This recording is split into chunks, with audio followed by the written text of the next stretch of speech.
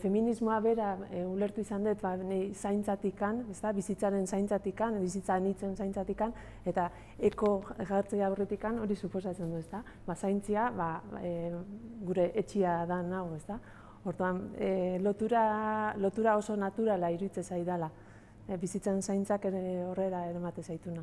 Ari berdinetik jarraituta, berez izan beharko luke bizitza hori zainduko duen espazioak sortzea.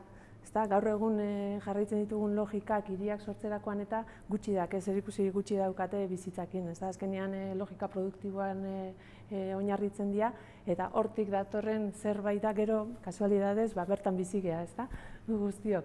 Baina bizitza horren zaintzan oinarritzen den hiri batek benetan begiratu behar du pertsona bakoitzak, pertsona anitz bakoitzak behar dazkan. Eta ez bakarrik beharrak, desioak ere bai, baina beharretan oinarritu ezkeo behar horiei erantzuna ematen.